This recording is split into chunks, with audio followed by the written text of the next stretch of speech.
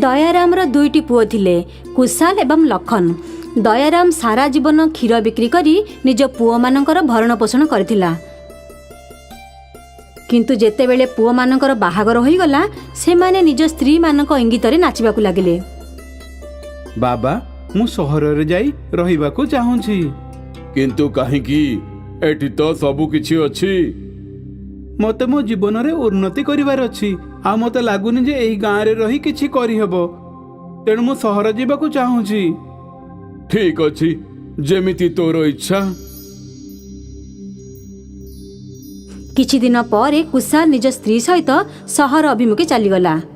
एबे दयाराम निजर सान पुओ एवं बोहू सहित रहउथिले। सबु किछि ठीक थिला, किंतु धीरे धीरे लखन आउ ता स्त्री मनरे मध्य सहर जीवा पई भावना आसिला। भाईଙ୍କ परी मु भी सहर जीवाकू चाहूछी। बुओ जदि तू मध्य पळेइबू तेबे मु एकुटिया हेई जिबी। तेबे बाबा आपण मध्य मो सहित चलंतु। दयाराम निज सान पुओ लखन सहित सहर आसीगला। ठीक अछि चलो। दयाराम निज सान पुओ लखन सहित सहर आसीगला। सहरर गहळ चहळ आउ चालीचलन लखन आउ ता स्त्री को भल लागुथिला, किंतु दयाराम को किछि भी भल लागु नथिला। किछि दिन सहर रे रहिबा परे दयाराम लखन सहित कथा हैला। एही सहर ठारू हमर गां तो भल थिला पुओ। बापा आपण को एठिके आसीबार किछि भी दिन होईछि, किछि दिन परे आपण को एइठारे रहिबार अभ्यास हेई जिवो बापा। मते वातावरण तो जणा नाही, मते एठिकार पवन मध्य दूषित लागुछि पुओ। किंतु मु तो गां को फेरी जीवाकू चाहूछि। आपण को इच्छा, किंतु मु एइठी रहिबी बापा, निज जीवन गढ़िबी। ठीक अछि, तेबे मु एकुटिया ही फेरी जीवी। किंतु आपण सेठी एकुटिया केमिति रही परिबे? आपणको खाइबा पीबा सब केमिति हेबो बापा? तू चिंता करना पुओ, मु जीवन सारा सेई गां रे रहिछि। मु मोर संभाली नेबी। तू खाली निजर जत्न ने, खुशी रे रह, सबु बेले खुशी रे रह पुओ। निज पुओ बोह को आशीर्वाद देई दयाराम निज ग्राम को फेरीगला। आउ जेबे सी निज घरे पहुँचला तेबे से बिल्कुल एकुटिया हो जाइथिला। पूरा घर सुनसान हो जाइथिला। से निजे निजर खाद्य तैयारी करथिला आउ समय कटिबा पई गां छकरे जाई ग्रामवासी सहित कथावार्ता होतिला। कौन हला दया, तू तो सहर को जाइथिलु? मु तो भाबिथिली तू सेठी रहि जिवु। सेया ही तो भाबिथिली, किंतु मते सहरी वातावरण पसंद हेलानी। से गहली चहली चाली चलन सबु मते भलो लागलानी। किंतु तू तो एबे एइठी एकुटिया हेई गलु। हाँ एकुटिया तो हेई गली, किंतु भाबुछि काहेकि ना मु क्षीर व्यवसाय पुणी थरे आरंभ करदेबी। काम करिबी तेबे एकुटिया अनुभव हेबनी। भल कथा कहिलु, चल एठार जिबा। तो पाई मईसी केणिकी आनिबा, मु मध्य तते साहाय्य कर देउथिबी। दयाराम एवं रामचंद्र महिषी किणिबा पई चली गले। हाटरे दयाराम को 3टी कला महिषी पसंद आसिला। आउ सीए सेही 3टी महिषी को किणी नेला। 3टा महिषी हेई जिवो ना, बहुत हेबो। दयाराम एवं रामचंद्र सेही 3टी महिषी को दयारामर घर बाहर बांधी देले। परदिन सकाळु रामचंद्र क्षीर दुहिबा को आसिला। से क्षीर दुहिबा आरंभ करदेला। ता बाल्टी खूब शीघ्र भर्ती होईगला। से आउ गोटे बाल्टी नेला। से बाल्टी मध्य भरी गला। पुणी तृतीय आउ एमिति करी करी से माने 15 रु 16 बाल्टी भर्ती करदेले। ये कौन? यह तो क्षीरर नदी, क्षीर बंद ही हेउनी। हाँ ए पर्यंत तो गोटिए महिषी रही क्षीर बाहर करा जायछि, आहुरी 2टा बाकी अछि। दयाराम क्षीर बाल्टी को बड़ बड़ ड्रम रे भर्ती करी चलिला। से ड्रम भर्ती करी चालुथुला आउ रामचंद्र क्षीर दुही जाउथुला। एही खबर पूरा ग्राम रे अति शीघ्र प्रचार होईगला। आउ तापरे किछि न्यूज चैनल लोके दयाराम एवं रामचंद्र रो इंटरव्यू नेबा पई आसिले। एमिति केमिति हला सर? यह केमिति हेउछि आमको मध्य जणा नाही। आमे एही 3टी मईसी को काली ही किनिथिलु किंतु आजी एही मईसी माने क्षीरर नदी बहाई देलेनी। आमे दुहे क्षीर बाहर करी करी थकी गलुनी किंतु एही मईसी तो क्षीर देबा बंद ही करूनी। तबे आपण माने देखिले जे एही 3टी मईसी क्षीरर नदी आरंभ करी देलेनी। दयाराम और रामचंद्र को एही मईसी जादूर मईसी। सर आपण एमानंकु कोन कहिबे? भाबुछि जे मईसीर क्षीर बाहर करिबा पई मेसिन लगै देबी। शुणन्तु दयाराम बाबू और रामचंद्र बाबू मेसिन लगेबाकू चाहुछंती। ए दुई जण क्षीर बाहर करी करी थकी गलेनी। एही खबर एते प्रचार हैला जे लोक दूर दूरांतरु मईसी देखिबा पई आसिले।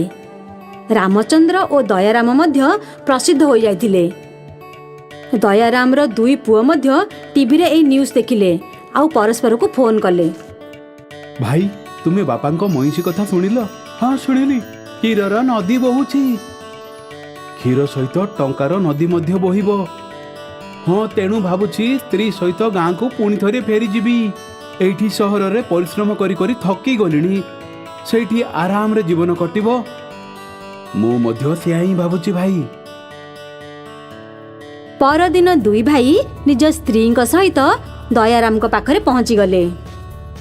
कौन हैला तुमे माने एठी सहर भलो लागिला ना कोन? बाबा आपणको कथा मने पड़ीगला। हाँ बापा आपण एठी एकुटिया 3टी मईसी को केमिति संभाळिबे तेणु आमे फेरी आसिलु। भलो कल सेमितिरे भी क्षीर बाहर करी करी मु थकी गलिनी। मेसिन वाला आसुची आउ एबे मेसिन लगेई देबी। बहुत भलो आमे एही 3टी जादूर मईसी को देखा शुणा करिबु। हाँ आउ एबे तुमे दुहे देखो एही 3टी मईसी को मु आउ रामचंद्र मईसी संभाली संभाली थकी गलुनु। एही 3टी जादूर मईसी कारणरू कुशाल और लखन घर को फेरी आसिले। प्रायतः नुआ पीढ़ी वृद्धा माँ बापा को गाँव रे एकुटिया छाड़ी चली जाती किंतु आज एही 3टी मईसी कारणरू दयारामर 2 पुओ गाँ को फेरी आसिले। এই কাহিনী ଧରମପୁରର ସବୁଠାରୁ ଧନୀ ଲୋକ ଧନୀ ରାମର ଅଟେ, ଯିଏ କିଛି ବିମାରୀ କାରଣରୁ ଜୀବନର ଅନ୍ତିମ ସମୟରେ ଚାଲୁଛନ୍ତି। ଧନୀ ରାମ ନିଜ ପରିବାରର ଏକଲା ସଦସ୍ୟ ଅଟନ୍ତି। ତା ଘରେ 2ଟା ଚାକର ଅଛନ୍ତି, ସାବିତ୍ରୀ ଆଉ ବଳଦେବ। ଧନୀ ରାମକୁ ଏବେ ଏଇ କଥାର ଅନୁଭୂତି ହେଇଯାଇଥିଲା ଯେ ସେ ଲୋକମାନଙ୍କୁ ବେଇମାନି କରିକି ଯେଉଁ ପଇସା କମେଇଛି ସେ ସବୁ ତା କାମରେ ଆସିଲାନି। ମରିବା ପରେ ତାର ସବୁ ସମ୍ପତ୍ତି ସମ୍ପର୍କୀୟ ମାନଙ୍କ ହାତରେ ଆସିଯିବ। ଏଥିରେ ବି ତାକୁ କୌଣସି ଫାଇଦା ହେଲା ନାହିଁ। ଧନୀରାମ ଚାହୁଁଥିଲା କି ତାର ଧନ ମୋକ୍ଷର କାରଣ ହେଇଯାଉ। ଏଥିପାଇଁ ସେ ସାବିତ୍ରୀ ଆଉ ବଳଦେବକୁ ଡାକୁଛି ଆଉ ସେମାନଙ୍କୁ କହୁଛି, ବଳଦେବ ସାବିତ୍ରୀ ତମେ 2 ଜଣ ମୋର ବଫାଦାର ଚାକର। ମୁଁ ତମକୁ ଜୀବନ ସାରା ଅଳ୍ପ କିଛି ଟଙ୍କା ଦରମା ଛଡ଼ା କିଛି ବି ଦେଇନି।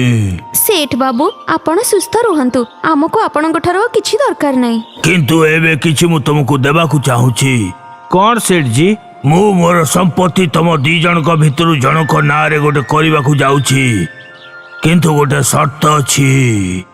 ସର୍ତ୍ତ? ମୁଁ କିଛି ବୁଝିପାରିଲି ନାହିଁ।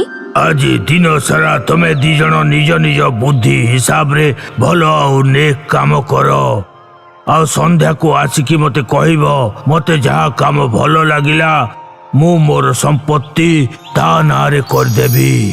ସାବିତ୍ରୀ ଆଉ ବଳଦେବ ତାଙ୍କ କଥା ଶୁଣିକି ଆଶ୍ଚର୍ଯ୍ୟ ହେଇଗଲେ ଆଉ 2 ଜଣ ଭାବିବାକୁ ଲାଗୁଛନ୍ତି ଯେ ଏମିତି କ'ଣ କାମ କରିବେ ଯାହା ଧନୀରାମକୁ ପସନ୍ଦ ଆସିଯିବ। ପରଦିନ ସକାଳ ହଉ ହଉ ସାବିତ୍ରୀ ଆଉ ବଳଦେବ ଭଲ ଭଲ କାମ କରିବାକୁ ଘରୁ ବାହାରି ଯାଉଛନ୍ତି। ସାବିତ୍ରୀ ଏପର୍ଯ୍ୟନ୍ତ ଏହା ଭାବିପାରିଲାନି ଯେ ତାକୁ ଭଲ ନାଁରେ କ'ଣ କରିବାକୁ ହବ, କିନ୍ତୁ ବଳଦେବ ମନରେ ଧନ ପାଇବାର ଇଚ୍ଛାରେ ତାକୁ ଭଲ କାମ କରିବାର ବହୁତ ବାଟ ଦେଖାଗଲା। ବଳଦେବ ସବୁଠୁ ପ୍ରଥମେ ମନ୍ଦିରରେ ଦାନ କରୁଛି। ମନ୍ଦିର ବାହାରେ ବସିଥିବା ଗରିବଙ୍କୁ ବି ଟଙ୍କା ପଇସାର ସାହାଯ୍ୟ କରୁଛି। ହସ୍ପିଟାଲ ଯାଇକି ଗରିବ ରୋଗୀମାନଙ୍କୁ ବି ଔଷଧ କିଣି ବାଣ୍ଟୁଛି।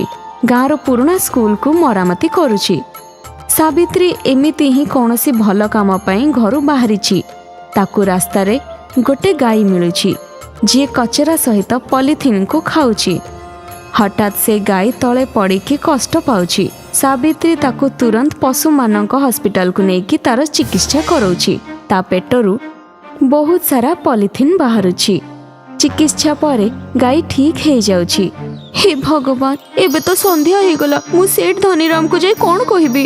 ମୋର ଏକଥାର ଦୁଃଖ ନାହିଁ ଯେ ମୁଁ କିଛି ଭଲ କାମ କରିପାରିଲିନି, କିନ୍ତୁ ମତେ ଖୁସି ଲାଗୁଛି ଯେ ମୋ ଚେଷ୍ଟାରେ ଗୋଟେ ଗାଈର ଜୀବନ ବଞ୍ଚିଗଲା। ସାବିତ୍ରୀ ଗାଈକୁ ହସ୍ପିଟାଲରେ ଛାଡ଼ିକି ଧନୀରାମ ପାଖକୁ ଯାଉଛି। ବଳଦେବ ଆଉ ସାବିତ୍ରୀ ଧନୀରାମ ପାଖକୁ ଆସୁଛନ୍ତି ଆଉ ନିଜର ଦିନ ସାରାର ଦିନଚର୍ଯ୍ୟା ବିଷୟରେ ଧନୀରାମକୁ କହୁଛନ୍ତି। ବଳଦେବ ନିଜେ କରିଥିବା ସବୁ ଭଲ କାମକୁ ଗୋଟେ ଗୋଟେ କରି କହୁଛି ଆଉ ସାବିତ୍ରୀ କେବଳ ଏତିକି ହିଁ କହୁଛି ଯେ ସେ ସାରା ଦିନ ଗାଈର ଚିକିତ୍ସାରେ ଖର୍ଚ୍ଚ କରିଦେଲା। ସାବିତ୍ରୀ ପାଖରେ କହିବା ପାଇଁ କିଛି ନଥିଲା, ଏଥିପାଇଁ ସେ ଚୁପ୍ ହେଇଯାଉଛି। ବଳଦେବ ଆଉ ସାବିତ୍ରୀ, ମୁଁ ତମ ଦି ଜଣଙ୍କ କଥା ବହୁତ ଧ୍ୟାନ ଦେଇକି ଶୁଣିଲି। ବଳଦେବ, ତୁମେ 8 ଘଣ୍ଟା ଭିତରେ 800 ଭଲ କାମ କରିଛ। ଧନ୍ୟବାଦ ସେଠ ବାବୁ। ସାବିତ୍ରୀ, ତମେ ଦିନ ସାରା ଗାଈଙ୍କ ଚିକିତ୍ସା ଛଡା ଆଉ କିଛି ଭଲ କାମ କରିନ। ତମ ଭାଗରେ ଗୋଟିଏ ହିଁ କାମ ଅଛି। ସେଠ ବାବୁ, ମୁଁ ଗାଈର ଦଶା ଦେଖିକି ସବୁ କିଛି ଭୁଲି ଯାଇଥିଲି। ମତେ ଆପଣଙ୍କର ଧନ ସମ୍ପତ୍ତି କିଛି ମନେ ପଡ଼ିଲାନି। ସାବିତ୍ରୀ, ତମେ ମୋ ସମ୍ପତ୍ତିର ଲୋଭ ଲାଳସାକୁ ଭୁଲି ଗାଈର ଜୀବନ ବଞ୍ଚେଇଲ। ଏସବୁ ବହୁତ ବଡ଼ ପୁଣ୍ୟର କାମ। ଏଇଥିପାଇଁ ମୁଁ ସବୁ ସମ୍ପତ୍ତି ତମ ନାଁରେ କରୁଛି। କିନ୍ତୁ ସେଠ ବାବୁ, ମୋର ବିଶ୍ୱାସ ଅଛି କି ତମେ ମୋ ଧନ ସମ୍ପତ୍ତିର ସଠିକ ଉପଯୋଗ କରିବ ଆଉ ଏଥିରେ ମତେ ଶାନ୍ତି ବି ମିଳିବ। ସେଠଜୀ, ଆପଣ ମୋ ବିଷୟରେ କିଛି ହେଲେ ଚିନ୍ତା କଲେନି? ଚିନ୍ତା କରନି ତୁମେ, ମୁଁ ତମକୁ ବି କିଛି ଦେଇକି ହିଁ ଯିବି। ସେଠ ବାବୁ, ମତେ ଆପଣଙ୍କ ଧନ ସମ୍ପତ୍ତିର ଲୋଭ ନାହିଁ। ଆପଣ ବଳଦେବକୁ ହିଁ ସବୁ କିଛି ଦେଇ ଦିଅନ୍ତୁ। ନାଇଁ ସାବିତ୍ରୀ, ଆଜିଠାରୁ ତମେ ହିଁ ମୋ ସମ୍ପତ୍ତିର ମାଲିକ ଅଟ। ବାସ୍ ଗୋଟେ ପ୍ରାର୍ଥନା ତମକୁ ଯେ ମୋର ଜୀବନର ଅନ୍ତିମ ସମୟରେ ତମେ ମୋ ସାଙ୍ଗରେ ରହିକି ମୋର ସେବା କରିବ। ସାବିତ୍ରୀ ଧନୀରାମକୁ ଧନ୍ୟବାଦ କହିକି ସେ ଗାଈ ପାଖକୁ ଯାଉଛି ଯାହାର ସେ ଚିକିତ୍ସା କରେଇଥିଲା। ସାବିତ୍ରୀ ଗାଈ ପାଖକୁ ଆସିକି ତାକୁ ଚାରା ଖୁଆଉଛି। ଗାଈ ଏବେ ସମ୍ପୂର୍ଣ୍ଣ ଭାବରେ ସୁସ୍ଥ ଅଛି। ଏହା ସଡ଼କରେ ବୁଲୁଥିବା ବୁଲା ଗାଈ ଅଟେ। ଏଥିପାଇଁ ସେ ଗାଈକୁ ଧନୀରାମ ଘରକୁ ନେଇ ଆସୁଛି ଆଉ ସେ ଗାଈ ସହିତ ନିଜେ ବି ସେଠି ରହିବାକୁ ଲାଗୁଛି। ସାବିତ୍ରୀ ଏବେ ଏକ ଝିଅ ଭଳି ଧନୀରାମର ସେବା କରିବାକୁ ଲାଗୁଛି। ଉଚିତ ସମୟରେ ଔଷଧ ଆଉ ଖାଇବା ପିଇବାକୁ ଦଉଛି। ଗାଈର ତାଜା କ୍ଷୀର ବି ପିଆଉଛି। ଏ ମା ସାବିତ୍ରୀ, ତମେ ମୋର କେତେ ସେବା କରୁଛ, କେତେବେଳେ ଟିକେ ଆରାମ ବି କରିନିଅ। ସେଠ ବାବୁ, ସେଠଜୀ ନୁହଁ ସାବିତ୍ରୀ, ଆଜିଠାରୁ ତମେ ମତେ ବାପା ବୋଲି ଡାକିବ। ବାପା, ଯେପର୍ଯ୍ୟନ୍ତ ଆପଣ ସମ୍ପୂର୍ଣ୍ଣ ଭାବେ ଠିକ ହେଇନାହାନ୍ତି ମୁଁ ଆରାମ କରିପାରିବିନି। ସାବିତ୍ରୀର ସଂକଳ୍ପ ସାମ୍ନାରେ ଯମରାଜଙ୍କୁ ବି ନଇଁବାକୁ ପଡୁଛି। ଆଉ କିଛି ଦିନରେ ଧନୀରାମ ବେମାରକୁ ହରେଇ ସୁସ୍ଥ ହେଇଯାଉଛି। ମା ସାବିତ୍ରୀ, ଏବେ ତ ଡକ୍ଟର ବି କହିଦେଲେଣି ଯେ ମୁଁ ସମ୍ପୂର୍ଣ୍ଣ ଭାବରେ ସୁସ୍ଥ ଅଛି। ୟାର ଶ୍ରେୟ ତମ ଉପରକୁ ଯାଉଛି। ନାହିଁ ବାପା, ଆପଣ ସୁସ୍ଥ ହେବା ପଛରେ ଔଷଧ ସହିତ ଗାଈ କ୍ଷୀରର ଚମତ୍କାର ଅଛି। ହଁ ଝିଅ, ଗାଈର କ୍ଷୀର ମୋ ଭଳି ରୋଗୀଙ୍କ ପାଇଁ ସଞ୍ଜୀବନୀର କାମ କରିଛି। ମୃତ ଦେହରେ ଜୀବନ ଭରି ଦେଇଛି। ହଁ ବାପା, ଯଦି ଗୋଟେ ଗାଈ ଏଇ ଚମତ୍କାର କରିପାରୁଛି ତେବେ ହଜାର ଆଉ ଲକ୍ଷ ଗାଈ ଏ ଦେଶର ଭବିଷ୍ୟତ ବଦଳେଇ ପାରିବେ। ସାବିତ୍ରୀ, ଗାଈ ଆମ ପାଇଁ ବରଦାନ ଅଟେ। ଆଜିଠୁ ଆମେ ଆମର ଜୀବନ ଆଉ ସମ୍ପତ୍ତି ଗାଈଙ୍କ ସେବାରେ ସମର୍ପିତ କରିଦେବା। ଧନୀରାମ ଆଉ ସାବିତ୍ରୀ ମିଶିକି ଗାଈର ସେବାକୁ ହିଁ ନିଜର ଜୀବନ ବନେଇ ଦଉଛନ୍ତି। ସେ ତାଙ୍କର ଗାଁର ଆଖପାଖରେ ଗୋଟେ ଗୋଶାଳା ବନେଇ ଦଉଛନ୍ତି। ସେଠାରେ ବିଦେଶୀ ମାନଙ୍କ ଭଳି ସୁଖ ସୁବିଧାର ବ୍ୟବସ୍ଥା କରୁଛନ୍ତି। ଗୋଶାଳା ସହିତ ସାବିତ୍ରୀ ଆଉ ଧନୀରାମ ପଶୁମାନଙ୍କର ହସ୍ପିଟାଲ ବି ଖୋଲୁଛନ୍ତି, ଯେଉଁଠି ତାଙ୍କର ମାଗଣାରେ ଚିକିତ୍ସା କରାଯାଉଛି ଆଉ ଲକ୍ଷ ଲକ୍ଷ ଟଙ୍କା ଖର୍ଚ୍ଚ କରି ଦେଶ ସାରା ଜାଗରଣର ଅଭିଯାନ ଚଳାଉଛନ୍ତି। ଗାଈମାନଙ୍କୁ ପଲିଥିନ୍ ଖାଇବାରୁ ଅଟକେଇକି ତାଙ୍କ ଜୀବନ ବଞ୍ଚାଉଛନ୍ତି। ଧନୀରାମ ଆଉ ସାବିତ୍ରୀର ଏହି ସେବାକୁ ଦେଶ ସାରା ଖୁବ୍ ପ୍ରଶଂସା ମିଳୁଛି। ସଦନ ଓ ମଦନ ଛଡ଼ା ଏ ଦୁନିଆରେ ମୋର ଆଉ କେହି ନାହାନ୍ତି। ଦୁହେଁ ବହୁତ ପରିଶ୍ରମୀ ଆଉ ସଚ୍ଚୋଟ ବି। ଏମାନଙ୍କର ବିଲ ଅଛି ଆଉ ଘର ବି ଅଛି। ବହୁତ ବଢିଆ। ମୋର 2 ଝିଅ ବି ସର୍ବଗୁଣ ସମ୍ପନ୍ନା। 2 ଜଣ ଯାକ ଗୋଟିଏ ଘରକୁ ଯାଆନ୍ତୁ ଆଉ ସାଙ୍ଗ ହେଇ ରୁହନ୍ତୁ। ଏହାଠାରୁ ଭଲ କଥା ମୋ ପାଇଁ ଆଉ କ'ଣ ହେଇପାରେ? ତାହେଲେ ମୁଁ ତୁମକୁ କଥା ଦଉଛି କି ଆସନ୍ତା ଏକାଦଶୀ ଦିନ ଆମେ ମଦନ ଓ ସୁଷମା ଆଉ ସଦନ ଏବଂ ପ୍ରଭାର ବାହାଘର କରିବା। ହଁ ଭାଇନା, ଏଇଟା ତ ବହୁତ ଖୁସିର କଥା। ନିଅନ୍ତୁ, मुह मिठा करंतु।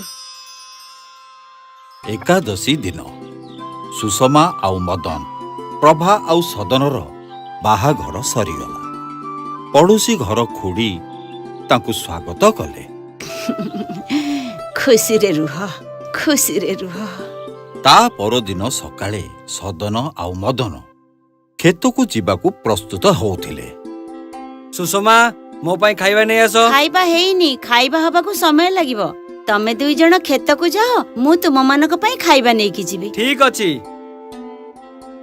किछि समय परे प्रभा, प्रभा कुह दीदी। मो मुंडटा काहे बहुत बिंधुची, तू एई बासन माजी दे। ठीक अछि दीदी। तुम खेत बहुत बड़ आउ धान रे भरी हेइची। एईटा हमर वर्ष जाकर परिश्रमर फल। भाउज ए गाँव रे केवल आमर ही एमितिका जमी अछि जोटी वर्षर 12 मास किछि ना किछि फल हेइताए। ये तो बहुत भल कथा दियर बाबू। ठीक अछि, मु ताहले जाउची। प्रभा, ये कौन? तू ए जाए घर टिके भी सफा करिनु? दीदी मु घियो तयारी करूथिली, एबे संगे संगे सफा करि दउची। तू किछि भी काम ठीक समय रे करूनु।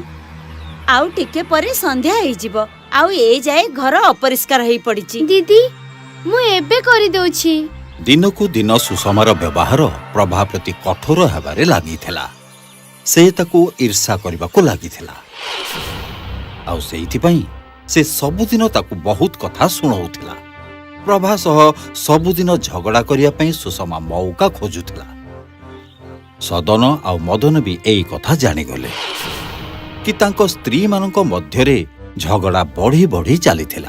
गोटे रातिरे हेइटी सुनुच, कोन सतरे तम खेतरे वर्षक 12 मास चाष हुए? हां, काई की एमिति काई पचारलो? हेइटी तम दी जनक भितरु तमे तो बड़, ताहले खेत ऊपर तुमरो अधिक अधिकार अछि ना? तमे कोन कहूच? मानेटा एया जे मु आउ ए घरे रहिबाकू चाहुनी। प्रभा आउ मो भितरे सब दिन झगड़ा होउची। एमिति चालिले दिन आसीबो आमे दुई जण परस्परर शत्रु हेइ जिवु। आठारु तो भल हबो आमे आउ कोठी जाई रहिबा। हेले आमे दी जण कोठ रहिबा?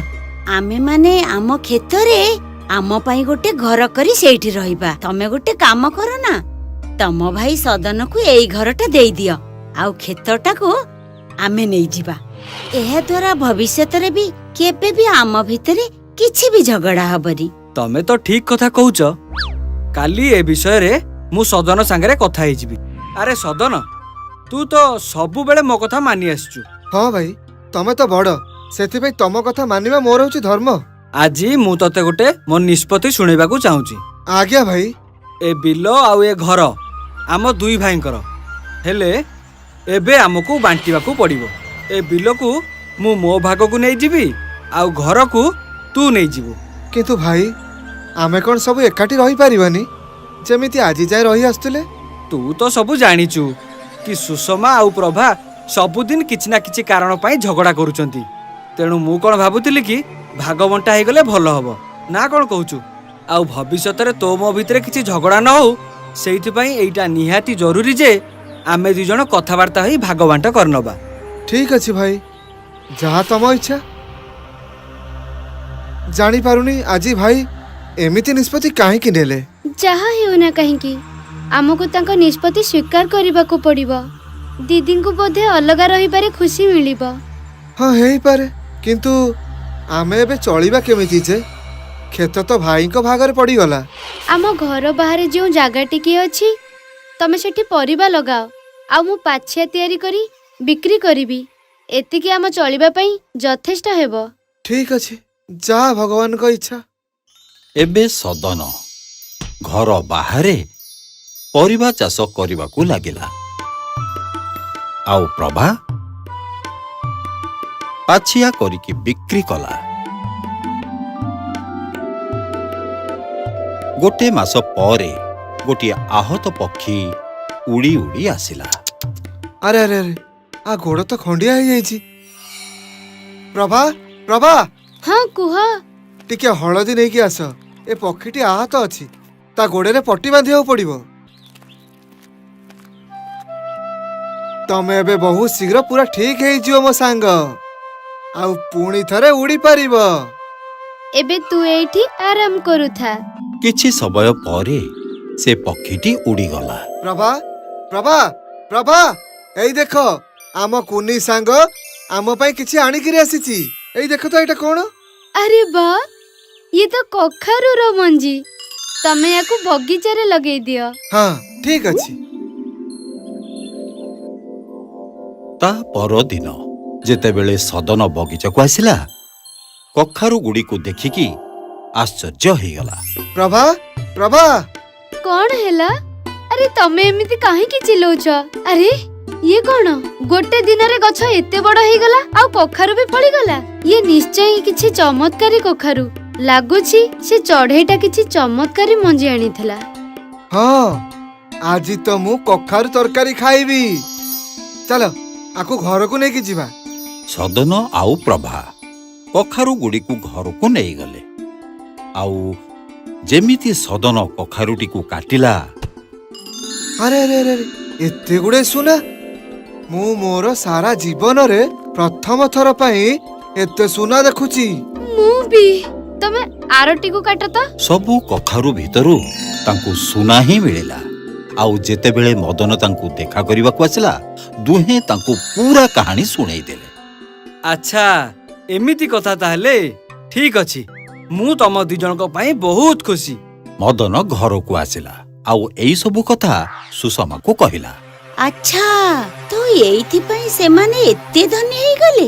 ଏଇଟା ଭଲ ନା? ସୁଷମାର ସେଇ ଶୈତାନୀ ମୁଣ୍ଡ ଭିତରେ ପୁଣି ଲୋଭ ଜାଗ୍ରତ ହେଲା। ତମେ ଗୋଟେ କାମ କର, ସେ ଚଢେଇଟାକୁ ଧରିକି ତା ଗୋଡ ଭାଙ୍ଗି ଦିଅ। ତାପରେ ପୁଣି ମୁଁ ତାକୁ ସାହାଯ୍ୟ କରିବି। ଏମିତି କଲେ ଆମେ ବି ଧନୀ ହେଇଯିବା। କଣ ଏଇଟା କରିବା ଠିକ ହବ? ମୁଁ ଚେଷ୍ଟା କରିବି। ମଦନ ସେ ଚଢେଇଟିକୁ ଧରି ପକେଇଲା ଆଉ ତା ଗୋଡଟିକି ଭାଙ୍ଗିଦେଲା। ତାପରେ ସୁଷମା ତା ଗୋଡରେ ପଟି କଲା। ତାପରେ ଚଢେଇଟି ଉଡ଼ିଗଲା। ତା ପରଦିନ ସେ ଚଢେଇଟି ତାଙ୍କୁ ଗୋଟେ ବାକ୍ସ ଦେଇଗଲା। ସେଥିରେ ମଧ୍ୟ କଖାରୁର ମଞ୍ଜି ଥିଲା। ସେମାନେ ବି କଖାରୁ ମଞ୍ଜି ଲଗାଇଲେ। ଆଉ ଗୋଟିଏ ଦିନରେ କଖାରୁ ଫଳିଲା। ଆଉ ତା ପରଦିନ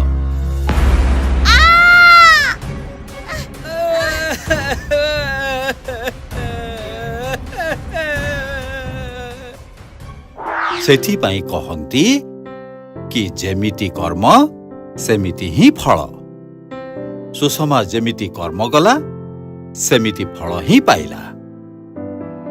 ଆଉ ପ୍ରଭା ଭଲ କାମ କରିଥିଲା, ଆଉ ସେଇଥିପାଇଁ ତାକୁ ଭଲ ଫଳ ମିଳିଲା।